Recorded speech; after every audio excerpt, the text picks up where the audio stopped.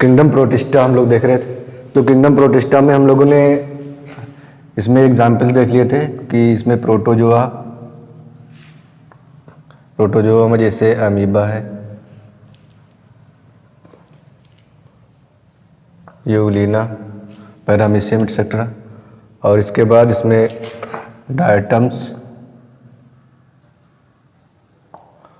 और फाइटोप्लैंक्टन्स और डायनोफ्लैजेलेट।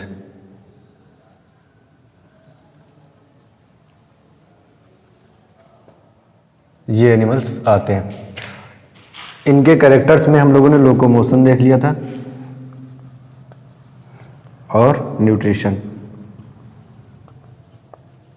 ये हो गया था। आज हमें देखना है कि रिप्रोडक्शन इसमें कैसे होता है।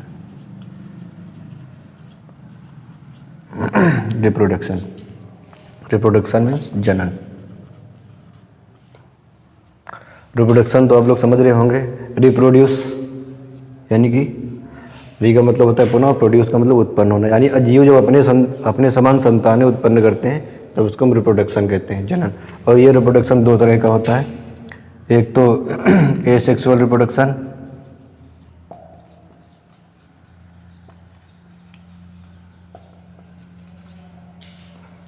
और दूसरा सेक्सुअल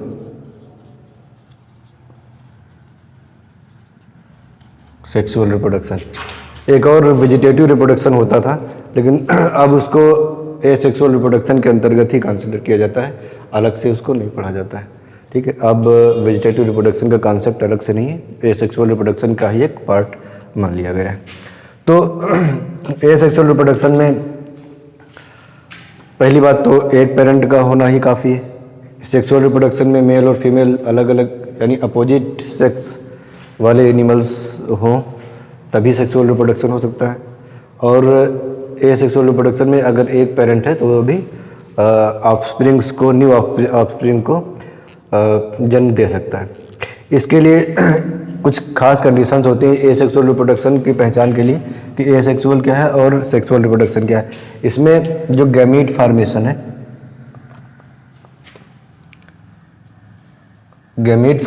है वो एसेक्सुअल रिप्रोडक्शन में नहीं होता है। गैमीट फार्मेशन सेक्सुअल रिप्रोडक्शन का कैरेक्टरिस्टिक फीचर है। एक तो गैमीट फार्मेशन, दूसरा फर्टिलाइजेशन।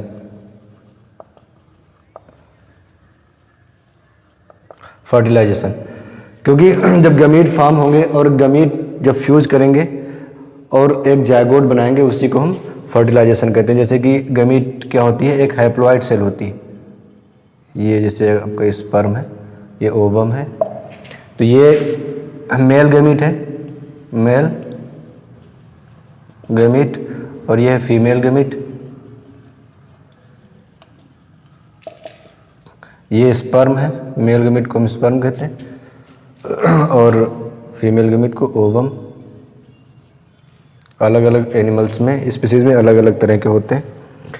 तो ये जब फ्यूज होते हैं, ठीक है, तब बनाता है जायगोट। ठीक है, ये रिप्रोडक्शन का मेथड सेक्सुअल रिप्रोडक्शन का कैरेक्टरिस्टिक फीचर है।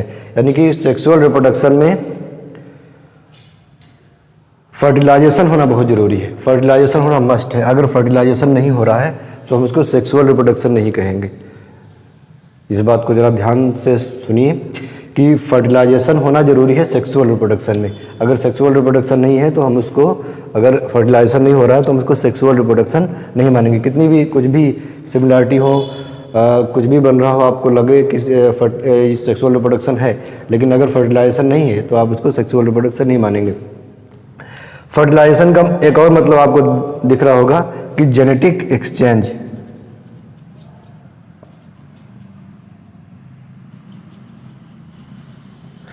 एक तरह से जेनेटिक एक्सचेंज देखने को मिलता है, जो कि मान लीजिए फीमेल से ओवम आ रहा है और मेल से स्पर्म, तो अब इन दोनों मेल और फीमेल दोनों में क्रोमोसोम और डीएनए सीक्वेंसिंग में, जीन्स में कुछ चेंज होगा। अब ये दोनों जब फ्यूज़ होंगे तब एक जायगोट बनेगा। ये जायगोट बन रहा है, इसमें मेल और फीमेल दोनों के कैरेक्टर्स होंगे, तो इसमें जेनेटिक एक्सचेंज होता है, जेनेटिक चेंज होता है। जो एसेक्सुअल रिप्रोडक्शन होता है, इसमें इससे बनने वाले जो ऑफस्प्रिंग होते हैं, ये एक एनिमल है, इससे 2 एनिमल बने, ये दोनों एनिमल आइडेंटिकल होते हैं, बिल्कुल एक जैसे। इसके द्वारा केवल जीवों की संख्या बढ़ती है, ठीक है। और ये दोनों जितने भी ऑफस्प्रिंग्स बनेंगे, नई संतानें बनेंगी, वो सब जैसे पेरेंट्स होंगे वैसे ही संतानें होंगी, उसमें कोई फर्क नहीं होगा जेनेटिकली, ठीक है। जीनी स्तर पर आनुवंशिक रूप से कोई अंतर नहीं होता है। लेकिन सेक्सुअल रिप्रोडक्शन से जो ऑफस्प्रिंग्स बनती हैं वो जेनेटिकली चेंज होती हैं, क्योंकि अभी ये मेल था कोई, और ये मेल का स्पर्म है, ये फीमेल है उसी स्पीसीज का, और इसका ये ओवम है। तो जो डीएनए जैसा इस फीमेल में होगा, उसके ओवम में वैसी डीएनए सीक्वेंसिंग होगी। जैसा डीएनए सीक्वेंसिंग आपके मेल एनिमल में होगा, वैसे इसके स्पर्म में होगा। अब ये दोनों फ्यूज करेंगे तो इनमें दोनों के कैरेक्टर्स आएंगे, तब ये अब इसके जो जेनेटिक कैरेक्टर्स होते हैं वो चेंज हो जाते हैं। तो हमें सेक्सुअल रिप्रोडक्शन से ये बेनिफिट मिलता है। एक ये बेनिफिट है कि इसमें जो संतानें मिलती हैं वो जेनेटिकली चेंज होती हैं, इससे ये वेरिएशन को लीड करती है। इससे वेरिएशन होता है, जो वेरिएशन होता है तो इवोल्यूशन होता है, क्योंकि इवोल्यूशन होने के लिए वेरिएशन होना जरूरी है। धीरे धीरे इसी तरह सेक्सुअल रिप्रोडक्शन से चेंज होते जाते हैं और नई जातियाँ भी बनती हैं, जिसको हम स्पेसिएशन कहते हैं। आप लोग आगे पढ़ेंगे। तो हम रिप्रोडक्शन की बात आई तो इसलिए यहाँ पर थोड़ा ब्रीफ अकाउंट दे रहे हैं एसेक्सुअल और सेक्सुअल रिप्रोडक्शन का। इसके द्वारा केवल जीवों की संख्या बढ़ती है, ठीक है, संख्या में बढ़ते रहते हैं। इसके द्वारा भी संख्या बढ़ती है, संख्या तो बढ़ती ही है, ठीक है। उसके साथ में इसमें जेनेटिक वेरिएशन भी होता है, जो कि इवोल्यूशन के लिए बहुत ज़रूरी है, ठीक है। तो 2 तरह का रिप्रोडक्शन है। एसेक्सुअल रिप्रोडक्शन जो होता है वो और भी कई तरीके का होता है, इसमें कई पार्ट होते हैं, हम चर्चा करेंगे इसमें रिप्रोडक्शन।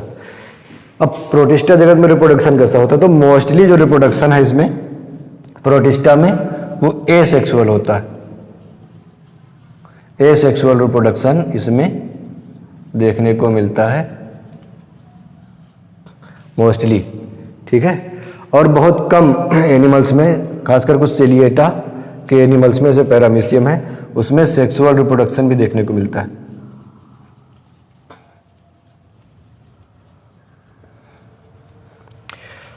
सेक्सुअल रिप्रोडक्शन, अब ये सेक्सुअल रिप्रोडक्शन है लेकिन एकदम कहने भर का, क्योंकि ये बहुत ही डिफिनेट सेक्सुअल रिप्रोडक्शन इसमें नहीं पाया जाता है।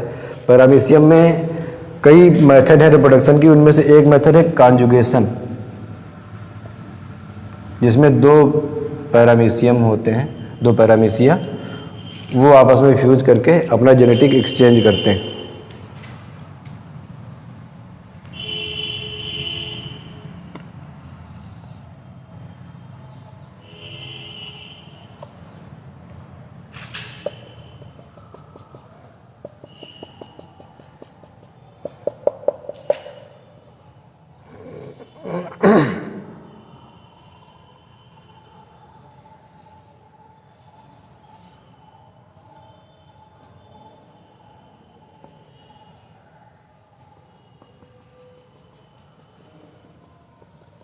इसमें आपको पता है कि 2 न्यूक्लियस होते हैं, एक माइक्रो न्यूक्लियस होता है, माइक्रो न्यूक्लियस, और एक छोटा सा एक न्यूक्लियस होता है, छोटा सा केंद्रक, जिसको हम माइक्रो न्यूक्लियस कहते हैं।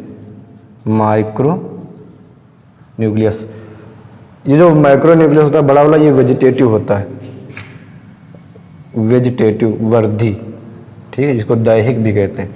और ये जो छोटा वाला होता है ये, और ये वाला सेक्सुअल होता है, सेक्सुअल रिप्रोडक्शन में भाग लेता है। अब ये डिवाइड होता है, कई बार डिवाइड होता है मियोटिकली, नॉट माइटोटिकली, ठीक है।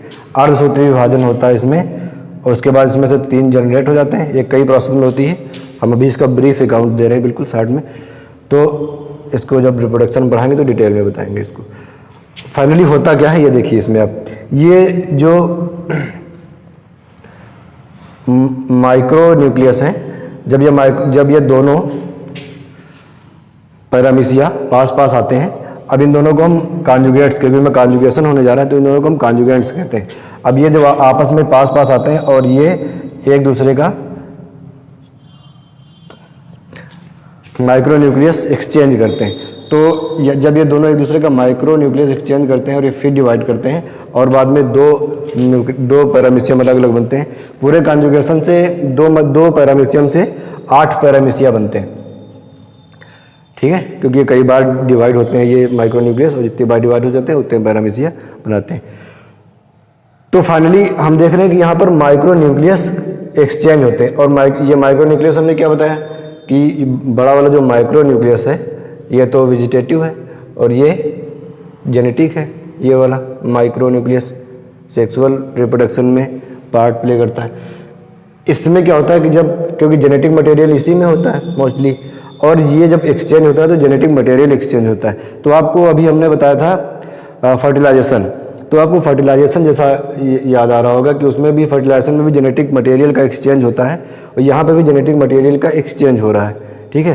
तो इसको लगभग सेक्सुअल रिप्रोडक्शन जैसा बिहेव कर रहा है, इसलिए हम इसको सेक्सुअल रिप्रोडक्शन मान लेते हैं एक तरह का।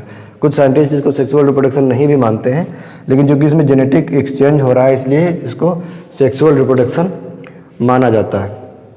और ये 2 पेरेंट्स भी इसमें होते हैं, एक पैरामीशियम है।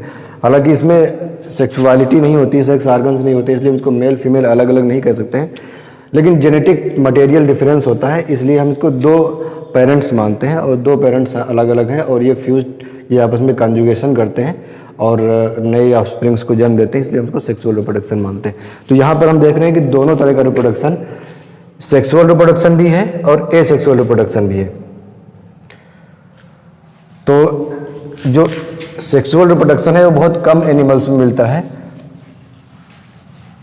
स्पोरोजोवंस में देखा गया है और क्लास सिलिएटा के एनिमल्स जैसे कि पैरामीशियम है, ओपेलाइना है, बैलेंटीडियम है, इन एनिमल्स में सेक्सुअल रिप्रोडक्शन देखने को मिलता है। बाकी रही बात एसेक्सुअल रिप्रोडक्शन की, तो एसेक्सुअल रिप्रोडक्शन कितनी तरीके से होता है इसमें।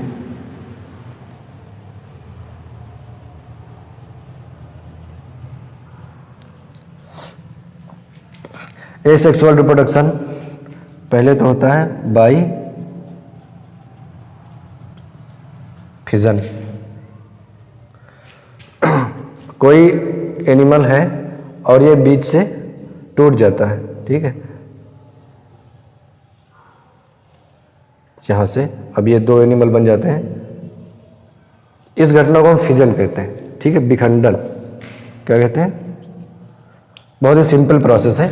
एक एनिमल है ये विखंडित होकर के टूट करके 2 एनिमल बन जाते हैं और इस तरह से रिप्रोडक्शन हो जाता है, क्योंकि रिप्रोडक्शन में हमें जीव की संख्या ही बढ़ानी है, तो संख्या बढ़े, एक एनिमल से 2 एनिमल बन रहे हैं अलग अलग, वो भी सिंपल वे से, तो इसको हम विखंडन कहते हैं। तो लेकिन इसमें टूटना ऐसा नहीं होता कि कहीं से एकदम से टूट गया और 2 एनिमल बन गए, केवल टूटता नहीं है। एक्चुअली इसमें होता क्या कि इसमें कोई न्यूक्लियस है तो इस न्यूक्लियस का डिवाइडेशन होता है, ये न्यूक्लियस डिवाइड होता है माइटोटिकली, यानी कि सूत्री विभाजन इसमें होता है। जब माइटोसिस होता है तो माइटोसिस में क्या होता है, 2 केंद्रक बन जाते हैं।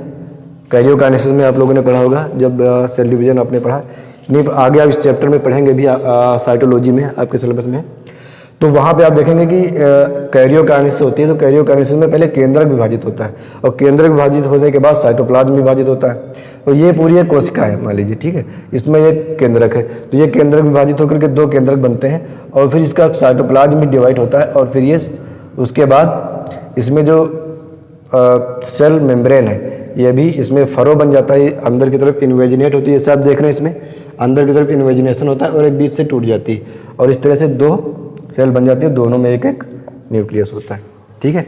तो जब डिवीजन होता है जरूरी है कि जब रिप्रोडक्शन होगा तो नई संतानें बनेगी, उसमें भी जेनेटिक मटेरियल होगा और जेनेटिक मटेरियल कहाँ होता है, केंद्रक में होता है, तो केंद्रक डिवाइड होना जरूरी है। जो संतानें बन रही हैं उनमें बराबर बराबर जेनेटिक मटेरियल का ट्रांसफ़र होना भी जरूरी है। तो इस तरह से इसमें माइटोसिस होता है और माइटोसिस के बाद दोनों में ये जेनेटिक मटेरियल एक्सचेंज होता है न्यूक्लियस के साथ। इस तरह से विखंडन होता है। बाई फिजन एक मेथड है रिप्रोडक्शन का, तो एक तो ये मेथड हुआ। तो ये फिजन कितने प्रकार का होता है, जो फिजन होता है ये होता है 2 तरह का। एक होता है मल्टीपल फिजन, दूसरा होता है बाइनरी फिजन।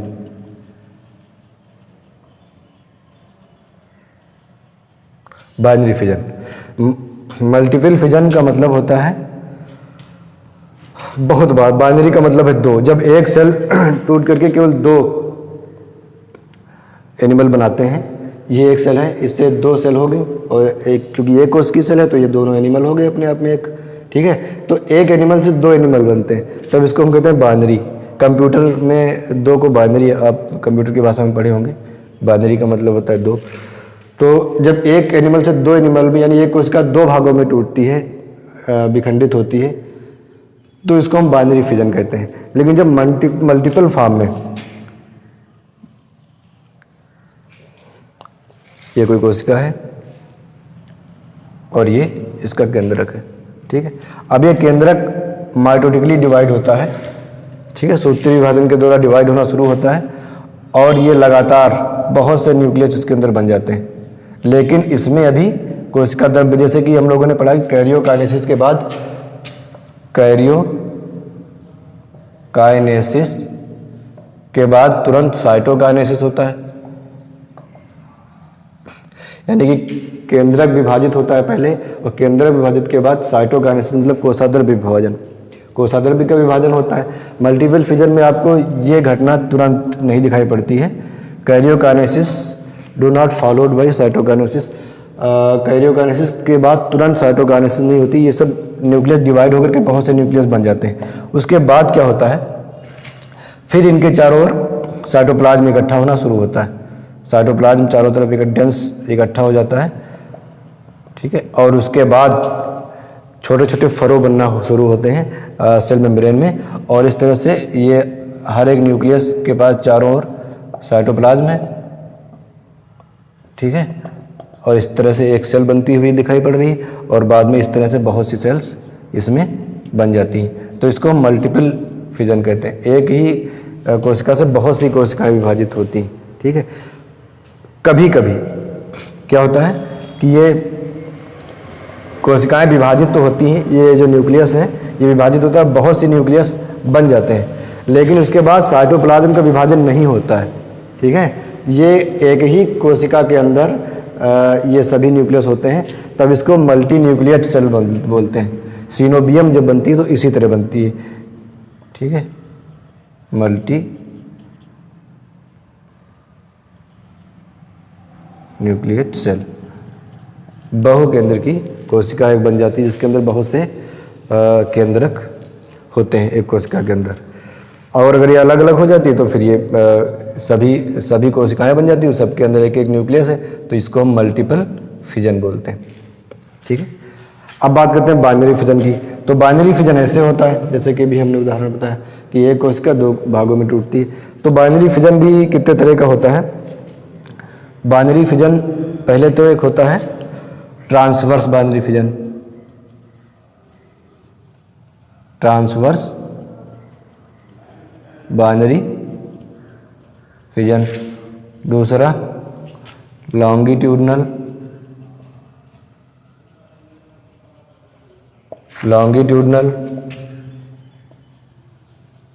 बाइनरी फिजन, और एक होता है ऑब्लिक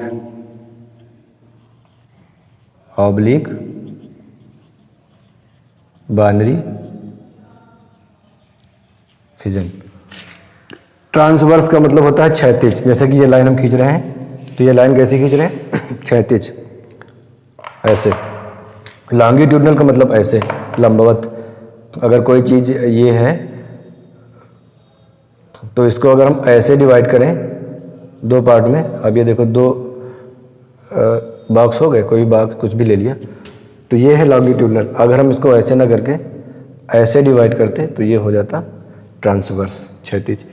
ऐसे ये है ट्रांसवर्स और ये है लॉन्गिट्यूडनल। ऑब्लिक बाइनरी फिजन ऐसे, इसको हम अगर ऐसे डिवाइड कर दें, ठीक है, तो ये ऑब्लिक है। तो ये सभी प्रकार के transverse binary fission, longitudinal binary fission और ऑब्लिक बाइनरी फिजन ये हमको देखने को मिलते हैं किंगडम प्रोटिस्टा में। ठीक है।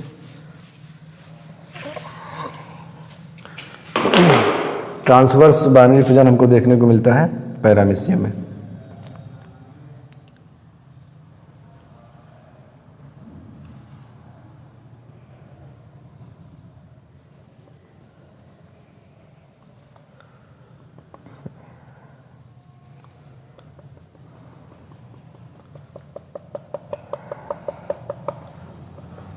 ये इसकी कंट्रेक्टाइल वैक्यूल्स हैं,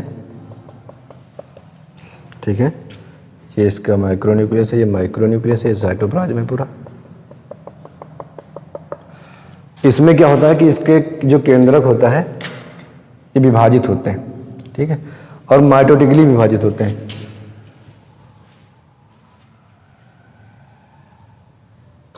ठीक है, इसको हम इधर बना दें। तो एक ही पैरामीशियम के अंदर दो न्यूक्लियस बन जाते हैं, दोनों माइक्रो न्यूक्लियस और माइक्रो दोनों। उसके बाद क्या होता है, अभी देखो ये जो विभाजन हुआ है ये चूँकि एक कोशिकी जंतु है तो पैरामीशियम एक हम कोशिका माने अभी। इसके अंदर एक न्यूक्लियस है जो कि विभाजित हुआ है। कैसे? माइटोसिस हुई, इसमें सूत्री विभाजन हुआ है, और सूत्री विभाजन में एक जो कैरियोकाइनेसिस होती है पहले, उसमें एक केंद्रक से दो केंद्रक बन जाते हैं। अब ये तो दो केंद्रक बन गए। इसके बाद इसमें साइटोप्लाज्म का विभाजन होना शुरू होगा। एक केंद्रक की तरफ अधिक साइटोप्लाज्म, दूसरे केंद्रक की तरफ अधिक साइटोप्लाज्म इकट्ठा होगा। फिर इसकी जो पेलिकल है, प्लाज्मा मेम्ब्रेन, इसमें इन्वेजिनेशन होना शुरू होगा धीरे धीरे, ऐसे। ठीक है, तो ये हम देख रहे हैं कि ये जो बना,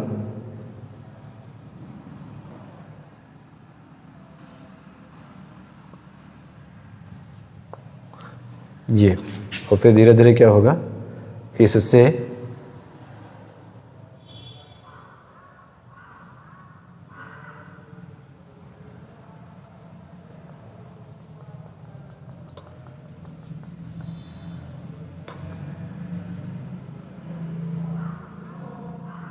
ये कंट्रेक्टाइल वैक्यूल दोनों तरफ बन जाएगी, और एक माइक्रो न्यूक्लियस और एक माइक्रो न्यूक्लियस, और ये साइटोफेज और साइटोपाइक, ये सब फूड वैक्यूल के साथ इसमें बन जाएगी। एक वाले पार्ट से दूसरा जो पार्ट होगा, या हम इधर ही बना दें, इससे भी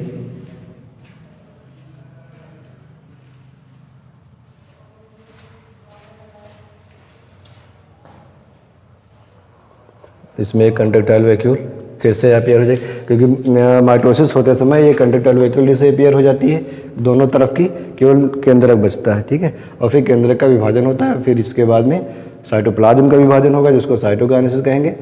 साइटोकाइनेसिस के बाद इसमें जो पेलिकल होगी इसकी प्लाज्मा मेम्ब्रेन, ये वाली, इसका विभाजन होता है। ये दोनों, ये अंदर इन्वेजिनेट होती है, क्योंकि एनिमल है। अगर ये प्लांट होता तो इसमें एनिमल, ये सेल इन्वेजिनेट नहीं होती, अंदर की तरफ धंसती नहीं। इन्वेजिनेशन का मतलब अंदर की तरफ धंस जाना, जैसे कि ये ऐसे हम धंसाएँ इसमें, देखो अंदर की तरफ से धंस रही, और दो पैरामीशियम बन रहे हैं। ठीक है, प्लांट सेल होती तो इसमें बीच में सेल प्लेट बन जाती, कोशिका पट्ट जिसको बोलते, उस तरह से ये प्लाज्मा मेम्ब्रेन सेल वॉल उसमें होती है, तो वो विभाजित होती है। यहाँ सेल वॉल नहीं होती है, प्लाज्मा मेम्ब्रेन होती है। तो प्लाज्मा मेम्ब्रेन की केवल इन्वेजिनेशन से, इस तरह से इन्वेजिनेशन से ये जो प्लाज्मा मेम्ब्रेन होती है डिवाइड होती है, और फिर इस तरह से पूरी कोशिका दो भागों में डिवाइड हो जाती है। ठीक है, तो यहाँ पर अब ये जो कंट्रेक्टाइल वैक्यूल डिसअपीयर हुई थी, वो यहाँ पे फिर से अपीयर हो जाएगी, और इसमें भी एक माइक्रो न्यूक्लियस और माइक्रो न्यूक्लियस होगा। ये सिलिया इसमें है, ये तो रहेंगे ही। ठीक है, तो इस तरह से जो डिवाइडेशन होता है, फ्यूजन है एक प्रकार का बाइनरी फ्यूजन, वो भी कौन सा, ट्रांसवर्स। ये 36 देखो ऐसे डिवाइड हुआ है ना। ये पैरामीशियम था, ये आधा नीचे का एक तरफ और ऊपर का उस तरफ, ये दोनों ऐसे डिवाइड हुए हैं 36। ठीक है, ये डिवाइडेशन जो है ट्रांसवर्स ऑब्लिक फ्यूजन कहलाता है। दूसरा लॉन्गिट्यूडनल ऑब्लिक फ्यूजन, ये मिटा दें।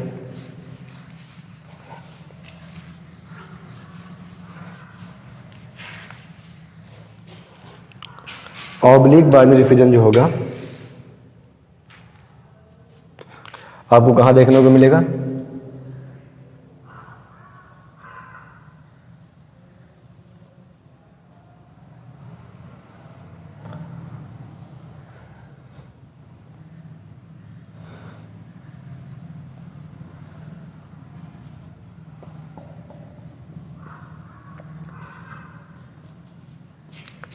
यूग्लिना में,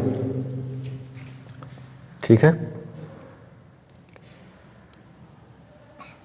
यूग्लिना में हमने बताया 2 ये होते हैं,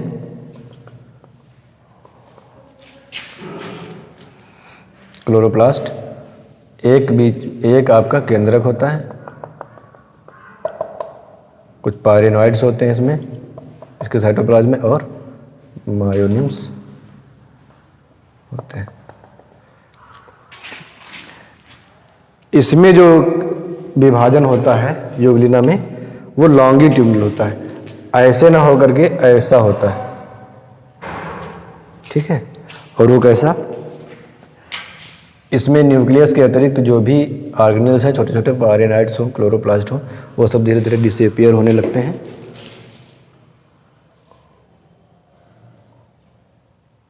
ठीक है। और फिर क्या होता है, इसमें जो केंद्रक होता है उसका विभाजन होता है, और केंद्रक विभाजन के बाद इसमें बिल्कुल वैसे ही, ठीक है, जैसे सूत्री विभाजन होता है, इसमें 2 केंद्रक बन जाते हैं,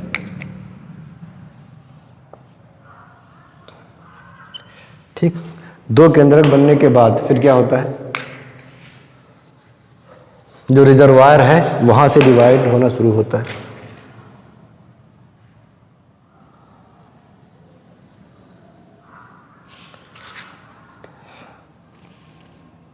ये जो फ्लैजेला एक थी वो अब नहीं, अब यहाँ से डिवाइड होकर के आप देख रहे हैं कि 2 फ्लैजेला बन गई हैं, दोनों तरफ एक एक, और ये रिजर्वायर डिवाइड हुआ है। यहाँ पर एक ये रिजर्वायर जहाँ से एक फ्लैजेला निकलती थी, यहाँ पर एक रिजर्वायर जहाँ से एक फ्लैजेला निकलती थी, और बीच में एक फरो बन रही है, ठीक है, एक फरो बन रही है, ये फरो आगे तक डिवाइड होगी, और इस तरह आप देखोगे कि ये 2 यूग्लिना बन जाते हैं,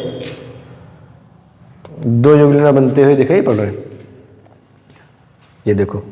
और फिर इन दोनों में जो इसके ऑर्गेनेल्स हैं वो अपीयर होना शुरू हो जाएंगे, और इस तरह से ये जो डिवीजन हो रहा है कैसा है, लॉन्गिट्यूडनल डिवीजन है, ठीक है। और इस तरह से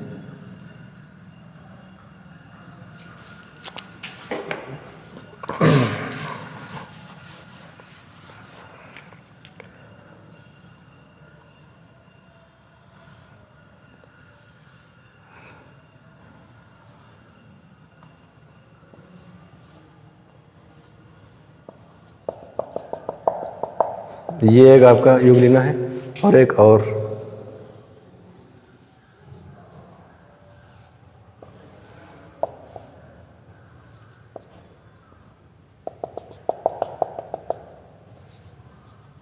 ये आपका 2 यूग्लिना। अब एक यूग्लिना से 2 यूग्लिना बन जाएंगे। तो जो ट्रांसवर्स बाइनरी फिजन है, इसका एग्जाम्पल आप क्या लिखेंगे, पैरामीशियम। पैरामीशियम में आपको देखने को मिला ट्रांसवर्स बाइनरी फिजन, ठीक है। कैसा बाइनरी फिजन है ये, ट्रांसवर्स बाइनरी फिजन। और यूग्लिना, ये लॉन्गिट्यूडनल बाइनरी फिजन है, इसका एग्जाम्पल क्या है, यूग्लिना।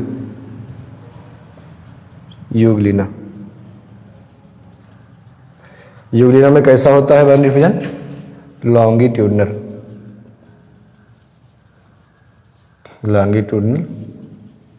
बाइनरी फिजन, ठीक है। एक बचा oblique binary fission. Oblique binary fission होता है सीरेशियम में।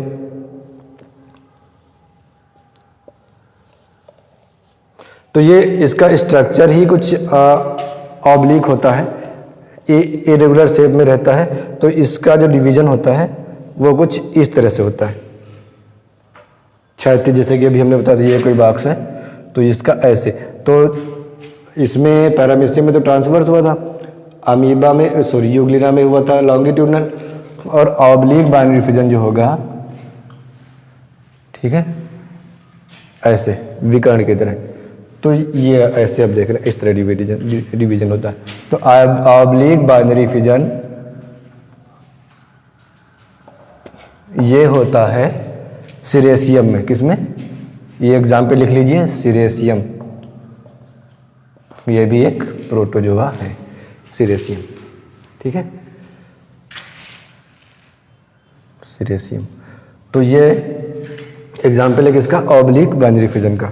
तो तीनों एग्जाम्पल नोट कर लीजिए, ट्रांसवर्स में पैरामीशियम और लॉन्गिट्यूडनल में यूग्लिना और ऑब्लिक बाइनरी फिजन में सीरेसियम, इन सब में ये होता है।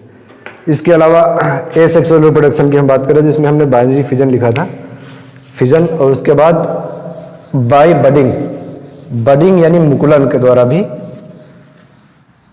रिप्रोडक्शन होता है।